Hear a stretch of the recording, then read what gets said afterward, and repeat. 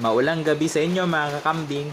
Mag-share lang ako ng short video kung paano kayo malalaman nyo kung maganda ba yung inahin nyo. Kung dapat nyo ba siyang i-retain sa inyong farm. Ayan. Unang-una, syempre, maayos mga anak. Ayan. Pag maayos mga anak yung iyong inahin na hindi mo na tinutulungan at kusa na siyang nakakapagpaanak at nakakapagpatuyo ng kanyang bisiro, ay yun, i-keep mo siya sa iyong farm kasi magandang inahin yon. Tapos bukod pa doon, sa madaling magpatuyo ng anak at madaling manganak, syempre yung maganda siyang maggatas, yung kumbaga masusuplayan niya ng tama yung kanyang anak na maraming gatas, hanggang sa paglaki nito ay makakadede siya ng sapat. Ayan, syempre kung marami siyang gatas, dapat nagpapadede.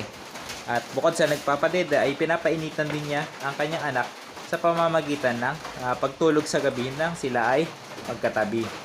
So ano pa ang merong mga signs? Ayan, sine-check niya yung kanyang anak, yung dumi, kung matigas ba. So hindi niya hinahayaan na merong nakasabit doon sa puwetan ng kanyang bisiro. Ayan. So dito sa paraan na to, maayos yung kanyang pagdumi at hindi magbabara-bara. Yan. So kahit hindi mo tulungan, ginagawa niya ng paraan para maging komportable ang kanyang bisiro. Ayan. Tapos ano pa ba? Matakaw. Syempre, pag matakaw, yung inahin malusog at hindi siya sakitin.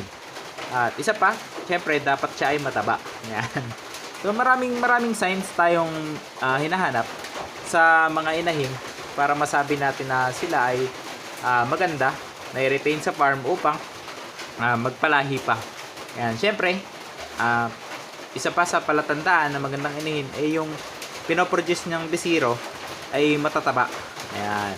So merong ilan na gusto 3 mga anak. Ako sa akin sapat na yung 2. O pag isa tinatanggap natin, okay lang yun. Basta napapataba naman niya ng husto. At napapalaki niya ng maayos at masigla. Okay? So binavitamins natin sila pareho. Siyempre, kapag ganito nga na nakatsyempo tayo ng magandang lahi na maalaga sa bisiro, pinapatagal natin sa ating farm. Okay? So yung inahin niya dati maganda rin, si Robin. Ayan, talaga lang na pinaretire ko na dahil syempre matanda na. At ngayon siya na nagmana sa trono ng kanyang nanay na maganda mag-anak. Ayan. Lalaki din siya kung mag-anak, minsan babae. Pero ayun, okay naman at papagpatuloy natin ang kanyang lahi. Sana pag may bower na ako na barako, magkaanak din siya ng babae. Nasa ganun, magpatuloy ang kanyang lahi. Okay? Happy farming sa inyo. Ingat!